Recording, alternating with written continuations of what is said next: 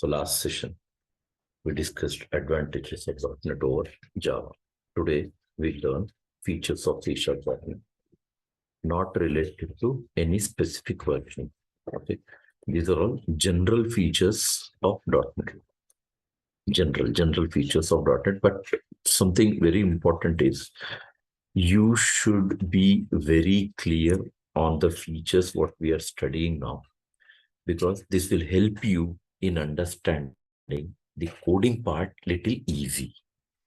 Programming part will be little easy for you if you are clear with the with these features what I'm going to discuss today. Okay, so in these features, one is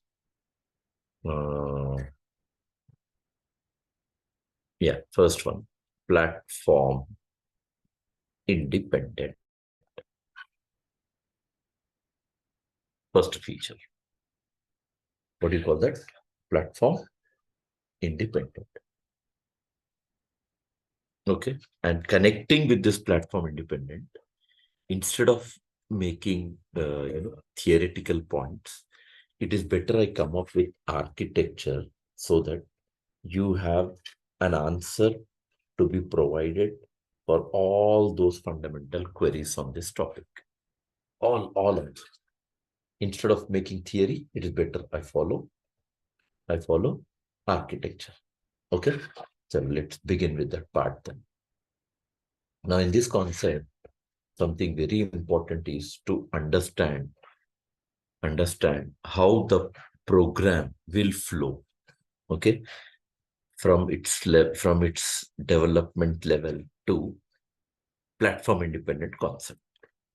Okay, so let's come up with small architecture on this.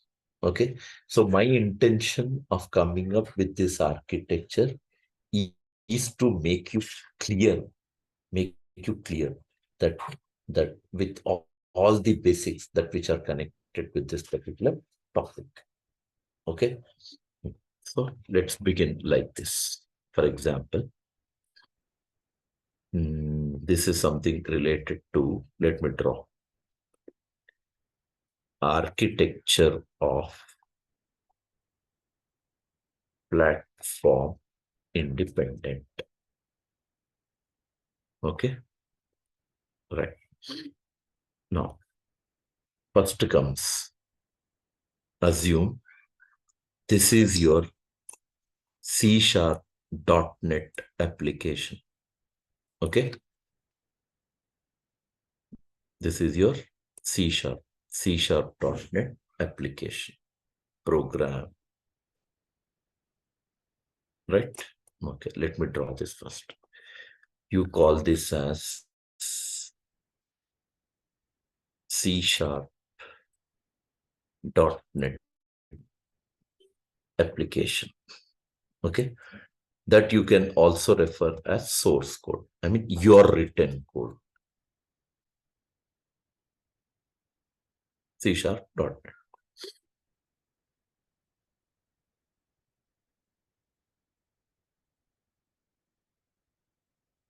C#.NET application. That is nothing but your source code, your written program. And that program will have extension .cs, C# program. Yes. First part. Once you develop an application, you hand over this application to something called C#.NET compiler. Better you call language compiler. Okay. Language compiler.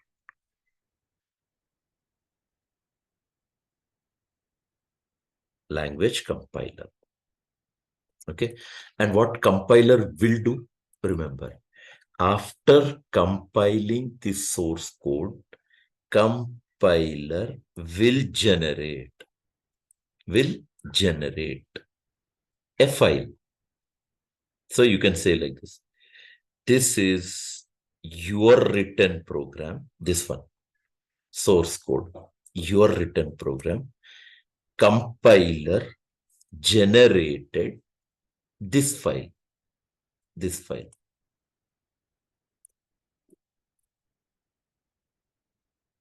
This file is generated by whom? Compiler, right? And what is that? What is that file? Yes, this file is called assembly. Assembly. Remember that file, please. Name of the file, assembly. Who created? Language compiler. And what will be the extension of this file? Any of these two. Either it is .exe or it is .dll. It is assembly. .exe or dll. Exe is executable. Exe is executable. DLL is dynamic link library. Yes, DLL. And one more thing, let me make you clear. Assembly, these are types of assemblies. We have types of assemblies. One is called private assembly. One is called public assembly. One is called shared assembly. Types are there, types of assemblies. Private assembly, public assembly, right? And one more is there, one more. Satellite assembly. Three types are there, three types. Introduction classes may, for a beginner to understand all this, may put with little confusion, may keep you in confusion. That is the reason I won't talk on all that stuff in my introduction classes. Rather, coming classes by one separate topic we have, there we'll learn in detail about assemblies, all assemblies with practical.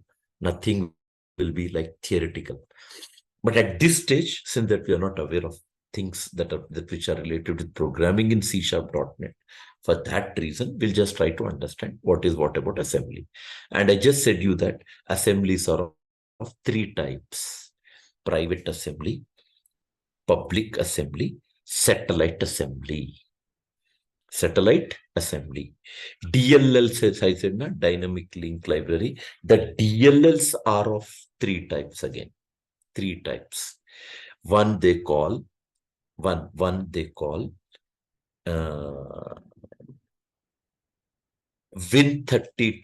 DLL. One.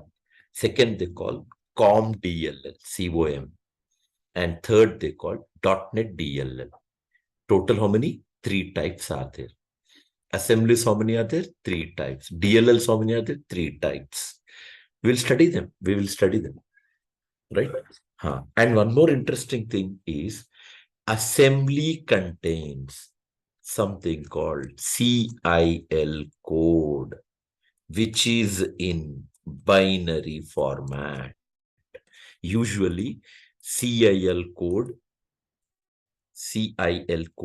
will be in two formats. One is called binary format. One is called text format. I'm talking about binary format. CIL, that is what you call Common Intermediate Language. That is how CIL stands for. Common Intermediate Language, CIL. Okay, and one more thing, when .NET was in its initial development, Microsoft used to call this CIL code by a name, MSIL code.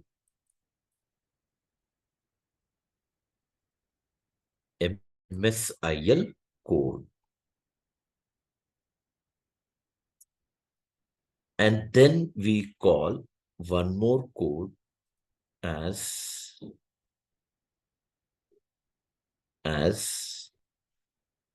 what do you call? One more name. That is called bytecode. I'm not explaining you what is it and all. I'm just showing you what types of codes they are. MSIL code. And what's the other one? Byte code. Okay. And one more interesting thing is, one more interesting thing is, this MSIL is Microsoft Intermediate Language. Later, they changed the name to CIL. But in initial versions of .NET, it was called by what? Microsoft Intermediate Language, MSIL code. Microsoft Intermediate Language, MSIL. Okay. And also called what? Bytecode. And one more, one more point. This assembly, which is containing CIL code in binary format, is also called as PE file. PE file. Right? PE file. What is PE? Portable executable. PE. PE is portable executable. Portable executable. Okay, PE file. And another interesting thing, remember, this CIL code is there, na? CIL code. No operating system understands that code. No OS understands that code. That also I'll mention. CIL code cannot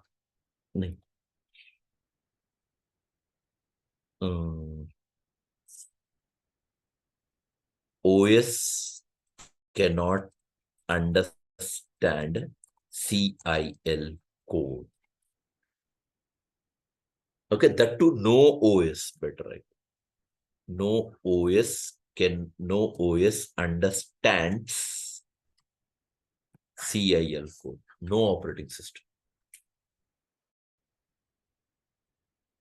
No OS understands CIL code. Now, question that has come is, how do I then make OS understand? For that reason, they have introduced one more special software. One more special software. Yes. I extend here. I extend. Yes. And what is that? What is that software? Yes, this is what you call as CLR. CLR. It means you give your CIL code to CLR. That is called Common Language Runtime. CLR. CLR. Common Language Runtime. CLR.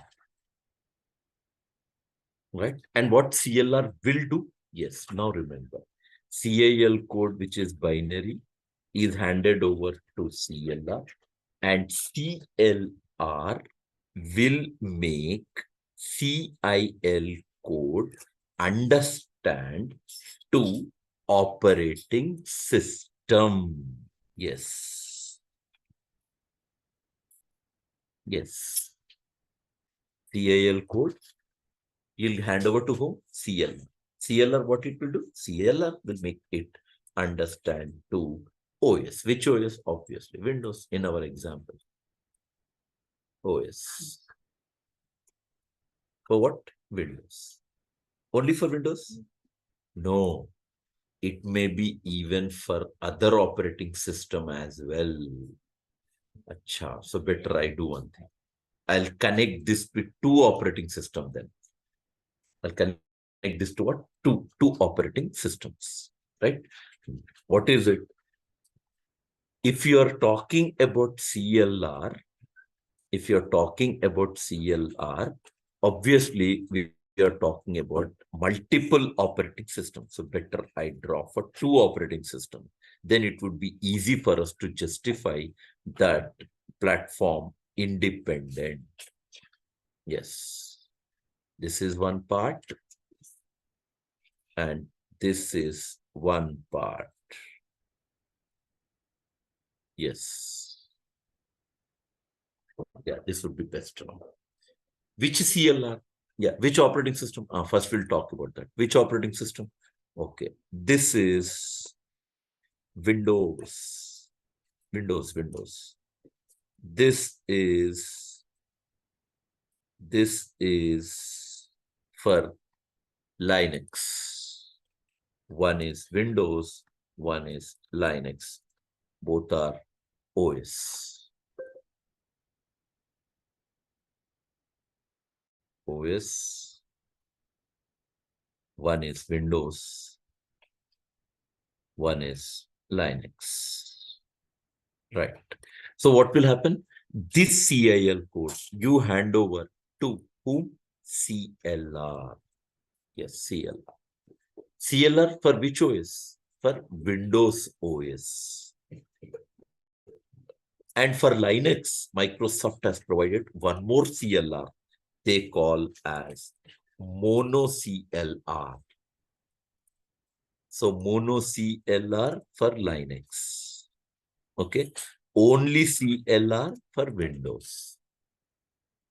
Okay. Now I'll make 2 points here highlighted. 2 points. One among them is about the expansion of the term CLR that I already said. Common language runtime. And another thing also I'll say CLR is platform dependent. Platform dependent. Why it is platform dependent? Because mono CLR works for mono CLR will work for what? Linux specific OS. Okay, mono CLR will work for specific OS, right? And if you talk about another OS, that is Windows for Windows OS only CLR. It means you got 2 CLRs available now. How many? Two CLRs available. Windows CLR is different. Linux CLR is different. I can't use mono CLR for Windows, and I can't use Windows CLR for Windows CLR for what? Linux. Means you cannot exchange, you cannot swap with them, best word. Windows CLR I can't use for Linux, and Linux CLR I can't use for Windows. I mean, they work only on their respective platforms. You understand? They work only on their respective platforms. Okay. And one more thing. Which code you are executing, which code you are giving? CL code. To whom you are giving? CLR. For whom to make understand? Windows. Same CIL code. Here you are giving to whom? Mono CLR. To make understand whom? Linux. What is that you are giving common? CIL code. Same CIL code. You are running on Windows, you are running on Linux. Simple conclusion. What is it? CIL is platform independent. CIL code is platform independent. Okay. Which code is platform independent? CIL code is platform independent. So I'll write CIL code makes .NET application platform independent. Yes. And what is after giving to OS? What will happen at OS? Remember, OS understandable code. OS understandable code is OS understandable code is. What is it called? Machine language. Machine language. What do you call this machine language? Native code. Native code. Machine language is also called native code. Yes.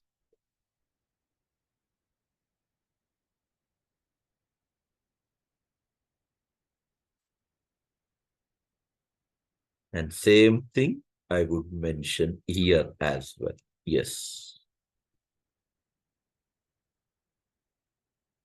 Yeah. This is the architecture of what? Platform independent. CIL code. And now let me make you clear. What are the terms that I have used till now? Whatever the terms I used, which I haven't explained you, just made a reference point like assemblies, 3 types I said, 3, private assembly, shared assembly, satellite assembly. Okay. Then I was talking about DLLs, 3 types I said, 3 types. Win32 DLL, COM DLL, .NET DLL. Okay, this part, right? I already said you. These are the terms that I already described. Nothing has been discussed. Okay, and one more thing also I said, CIL code will be in 2 formats. I said binary, text. I didn't talk about text format. Assemblies, we didn't go in detail because I said no, for a beginner, not needed. Our target is to understand platform independent. Now, conclusion of this architecture. Conclusion of this architecture is to understand how platform independent and what is platform independent, how it works. So exactly when we start our programming, at that time, you could experience all these things working in a same flow. Working in a same flow. So this is one small architecture to understand. Architecture, platform, independent. One process to understand. Second level we'll study. Second level. Now we will try to understand. Now we will try to, yeah, you have any questions to ask me on this? Go ahead, please. If not, I'll continue with my second part of a platform independent, where we'll see what all is happening in the case of compilation and what all is happening in the case of execution. That part we'll try to understand in detail.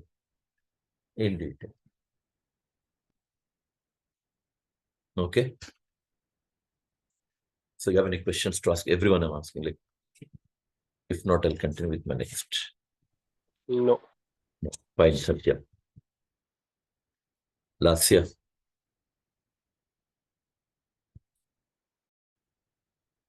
Kusuma. Sri Durga. Yeah, either you unmute yourself, please, to confirm me, or else at least use chat panel and confirm me so that I would get a clear information to continue with my next part of the content. Yeah, sir, I joined in the middle, which last part CLR, mono CLR. Acha, from here you join. Uh, No problem. The second architecture, these things will be cleared for you. These things will be clear for you. Okay? okay, sir. Second architecture.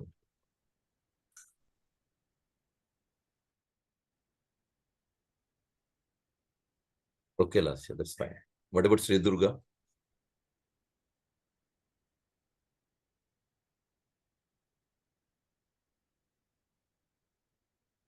Okay, fine. Right.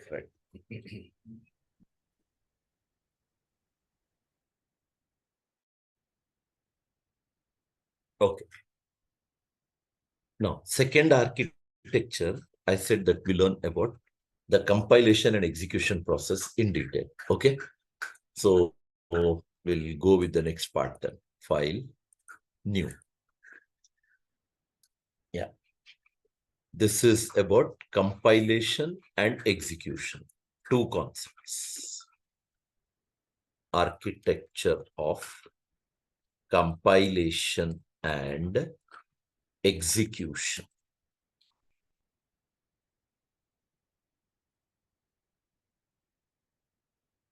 Yeah. You will be. After this session, don't leave the session immediately, because immediately after the session, I'll send you all these architectures, theoretical notes, which I'm writing from day one. This notes, introduction. These all we have written till now. This. Now we are at this stage, features of C#. Okay, just wait after this session. I'll send you through this chat panel so that you people can download the notes instantly. Okay, so that you can make yourself comfortable to join my next session by revising all these things. So that will be easy for you to manage the next class. Okay. Yeah. Right. Okay. Now, going forward for the next concept, what we learn is second architecture. Here I'll try to make detailed process is what is up. Even here also, though I make detailed things for your reference, but point is we cannot understand all the things in the introduction classes. You have to wait till you come up with few practical things to be discussed in the session. Okay, so let me save this and call as architecture of compilation execution. Okay. Now in this concept, what I'll do, I'll make two things here. This is one level. This is one level. Okay, will be for compilation. And this is second level for execution. Right? Whatever you missed in this first part of architecture, you can understand here. Okay, but point is there it was targeted for platform independent. Here we are understanding what is happening in the detailed process of compilation and execution level. So here comes first part. This is all about compilation. Second is all about execution.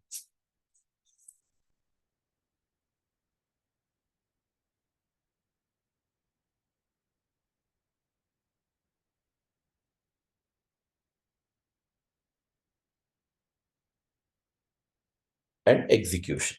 Okay. Just now I said you very clearly of what is happening in the first level. Yes. This is your C#.NET application. That is what you have referred, source code. C#.NET application, you call source code .cs file. C#.NET application, you call it as source code,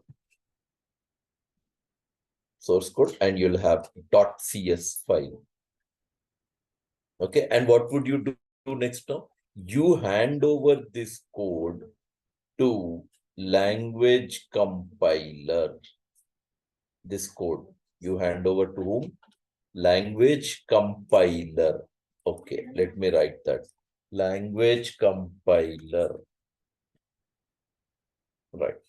And what language compiler will do is language compiler generates a special file. language compiler. This will generate a special file. And this file, what it generates is what you call assembly. Yes. This is a file which compiler will generate.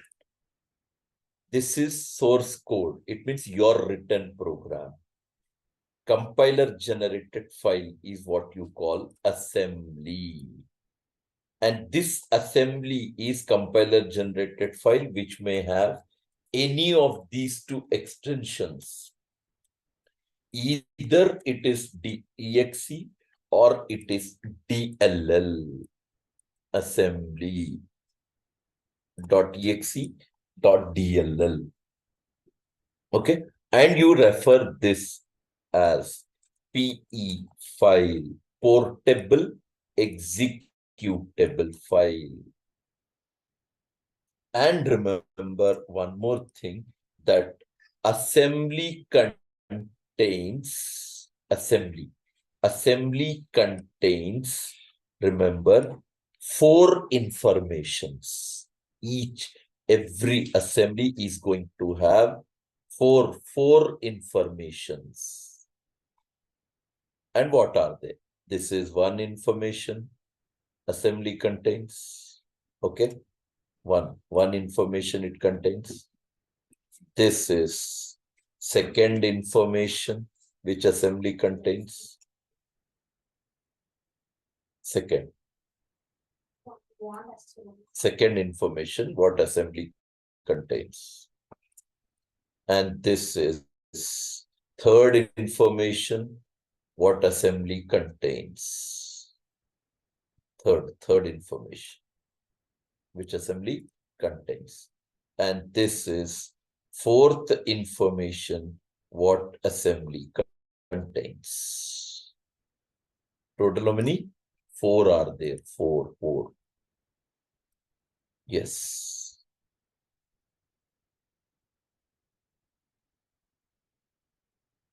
Four information.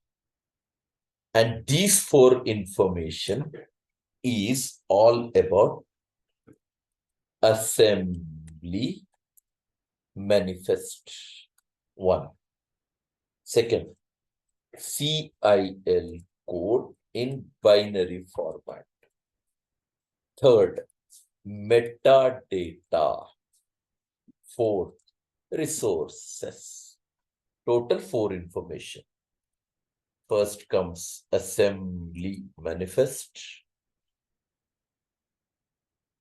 Second, CIL code in binary format. Third, metadata. Fourth, resources. Right? All these things are there to study. Remember, everything is there to discuss practically.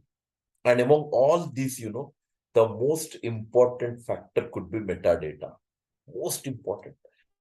Because in the past, current, even in the future, no project is developed in .NET without metadata. So as a .NET programmer, you should make yourself very much comfortable and excel in the concepts of what metadata. You should be very clear on the working of what metadata. Right? Okay. Now going forward, what you study is this CIL code or this assembly which is generated, you hand over to CLR. CLR is also software, remember. CLR is also software. Common language runtime. And what CLR will do, remember, inside the CLR, inside CLR, we are provided by, inside CLR, we are provided by, inside CLR, we are provided by many components. Approximate, I can say, internal of CLR, we are provided by 11 to 12 components. 11 to 12 components inside CLR. And in that 11 to 12 components, there is one component by a name called JIT compiler. Yes, let me mention that component. It is a component. Where is this component? Inside of CLR. How many components I said? Approximate 11 to 12 components.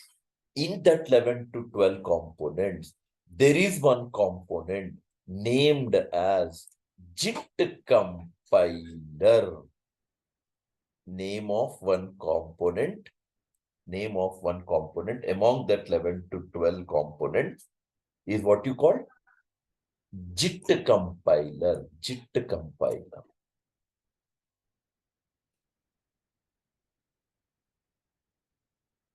Compiler. That is what you call just-in-time compiler.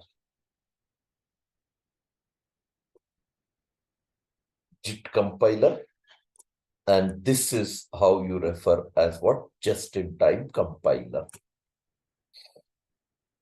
It is one of the components available in CLR among 11 to 12 components. And that component we named as JIT compiler, that you call as just-in-time compiler. And one more interesting thing is, as far as .NET is concerned, JIT compilers are of 3 types. I'll explain you detail. Just remember, as in my previous architecture, there were many things that I could just make for reference. Exactly same way, we are going to study those points of what I'm highlighting only with respect to an overview, not in detail. And what is it? Yes. So we try to understand that JIT compilers will be of 3 types. What are those 3 types? One is called normal JIT compiler. Second is called pre-JIT compiler, PRE. And third is called econo-JIT compiler. That is something related with economic. Normal JIT compiler, pre-JIT compiler, econo-JIT compiler. Okay. And remember, all 3 compilers are different. In a very short while from now, let me talk on those compilers, giving a brief overview of what they do. But something very interesting to understand is how JIT compiler works. So remember, JIT compiler, what it does is, let me highlight. JIT compiler, because I said just in the previous architecture that CIL code, no operating system understands. I said that point in the previous architecture.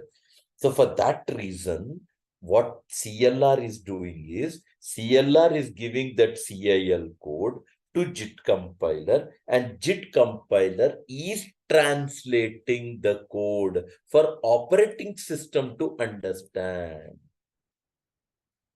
Translates required code in execution.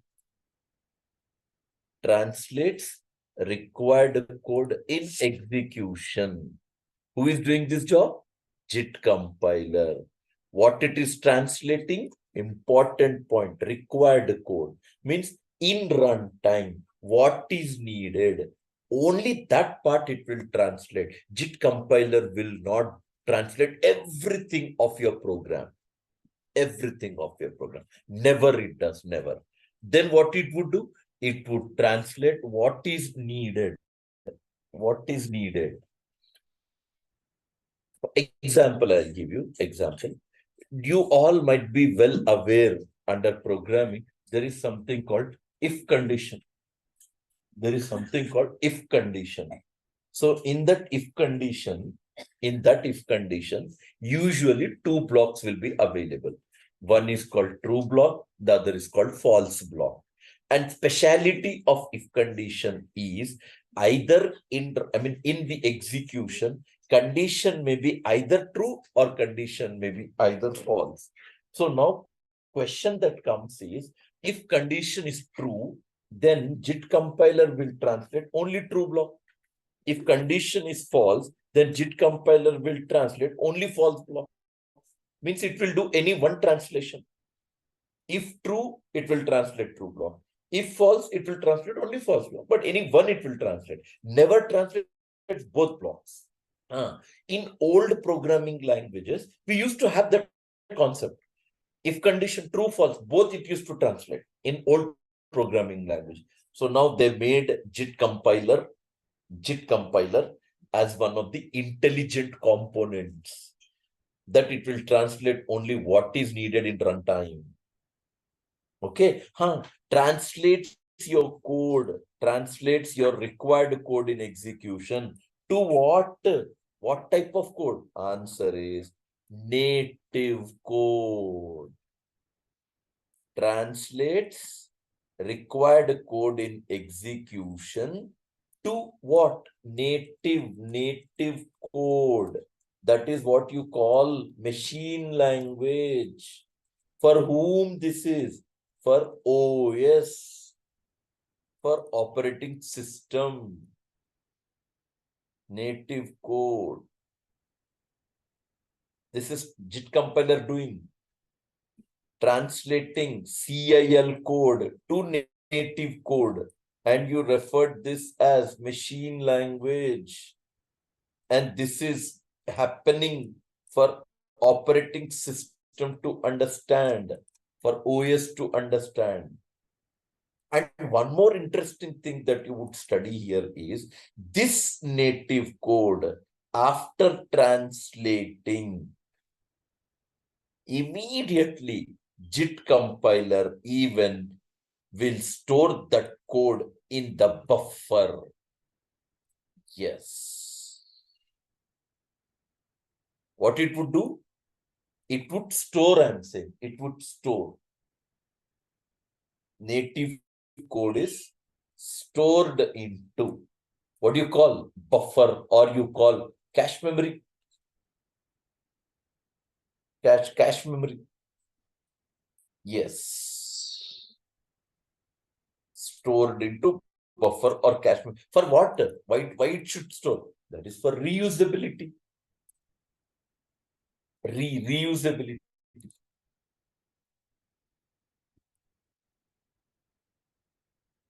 So they designed JIT compiler so strongly. What it would do? It will take my CIL code, which is generated by language compiler, and it will translate what is needed at runtime, and then it will translate that to what? Native code, machine language, for operating system to understand. And immediately that native code is buffered. Buffered. Second time, if at all you need that code for execution, JIT compiler will say, already I did my job. I already have translated. That is there in the buffer. You go to buffer, direct execute. Again and again, it won't repeat the job. Again and again, it won't repeat the task. Once translated. That is there in the buffer. It should go with direct execution. Because don't forget, this part, whichever I listed, this part is all happening at execution level. This all part, which I listed, is happening at compilation level. But these are the two architectures to describe what is platform independent as one of the strongest and powerful features of C#.NET.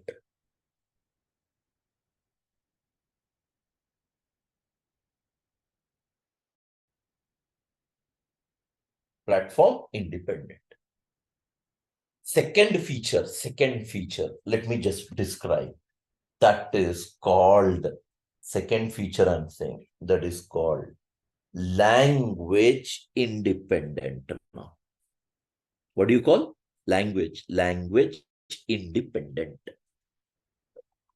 Right? So like this, we cannot, but I said, okay, let me just give you an overview about it. Types of JIT compilers. One, normal JIT compiler, that what I have explained normal JIT compiler. And what would you highlight for this is, this compiler will compile required CIL code at execution to native code, and that code is stored in buffer or cache. And second point, we learned that the converted native code further can be reused. Second, we have called pre-JIT compiler. This compiler will compile complete CIL code. Complete, not required. I took an example of if condition, right? True, only true block. If condition is true, only true block it translates. If condition is false, only false block it translates. But now the situation is, when you're working with pre-JIT compiler, it will translate complete CIL code to native code. Sorry, it is pre-JIT, not per-JIT, pre-JIT. And third is called econo-JIT compiler. And what it would do, same points, what we have learned for normal JIT. Only one difference is the converted native code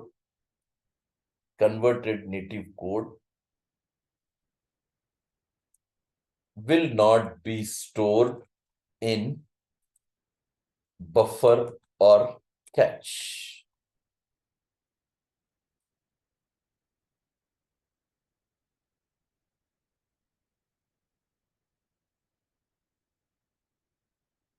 This compiler will compile required CIL code and execution to what? Native code. That's it. It will only translate. Required, not required CIL code to native code. But the problem is that converted native code is not stored. It is not stored in buffer or cache memory. But that's it. So practical, when you see, you can raise your doubts on the day of anything that which we have learned as of now for theory. Practical, you have to wait. Once you are into practical, I'll get back to you on all these things, whatever we have listed in my, or whatever we have discussed in my today's class. And second we have is language independent. Second feature, tomorrow's class, I'll discuss about this. Okay, everyone? Yeah, Kusuma, was it clear for you with the second architecture?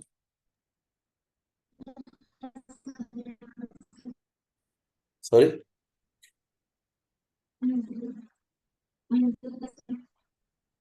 I can't hear you. Like your voice is actually. Yes, sir. Now I can hear you. Okay, fine. I'm clear, sir. Okay, fine, Kusuma, right. Sri Durga, what about you, Lasya, Satyam? Yes, sir. Okay, Yes, fine, sir, clear. Right. Okay, right, fine, Sir, fine. Yes, sir, yes, first point is a platform independent, sir. yes. Here in the braces, you have to write a record to PNG file, sir. That means That is what I have drawn the pictures now. Those two pictures. okay, Paint brush. okay. That file's Okay, reference sir. I have given. Here, this is Okay, one sir. file, and this is second file. So I mean to say, I Okay. didn't put, no, so I just refer them because I didn't write theoretical Okay. about those points. So I mean to say that Yes. to understand platform independent, refer to those PNG files. Okay. I said, don't Okay, leave sir. this session, please. Just wait. I'm just forwarding you this all stuff, okay? So that you can go through them so that the next class could be easy for you. Just wait a minute.